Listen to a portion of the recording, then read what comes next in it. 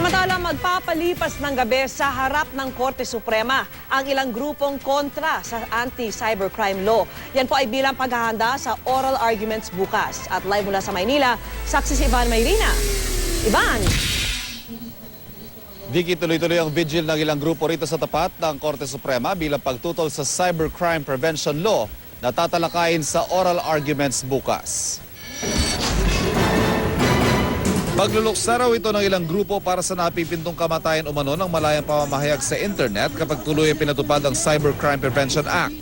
Kabilang sa mga nakisa sa protesta ngayong gabi, ang National Press Club na maring tinututulan ng kontrobersyal na libel provision ng batas.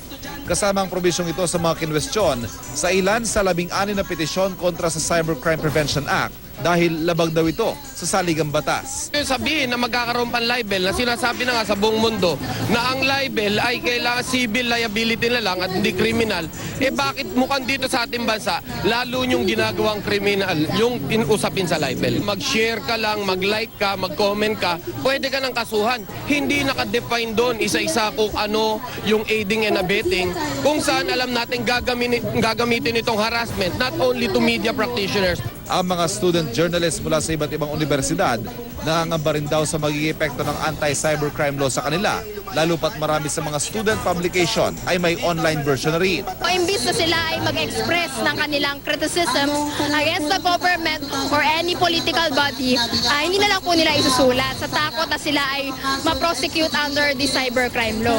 Kabilang din sa mga kinwestiyon ng ilang petisyon, ang probisyon na nagpaparusa sa mga tumutulong sa pagsasagawa ng umano'y mga cybercrime na pangamba ng ilan ay pwede raw i-apply sa mga retweet, repost o share.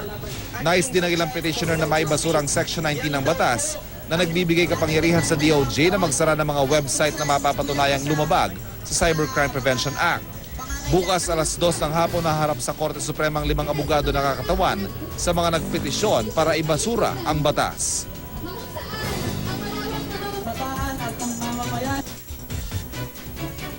Nagvi-vigil dito ngayong gabi. Sasalubungin daw nila dito sa Padre Faura ang mas malaking grupo ng mga militante at iba pang mga personalidad para ipanawagan ang tuluyang pagbasura sa Cybercrime Prevention Act. At live mula sa Maynila, ako si Ivan Mayrina, ang inyong saksi.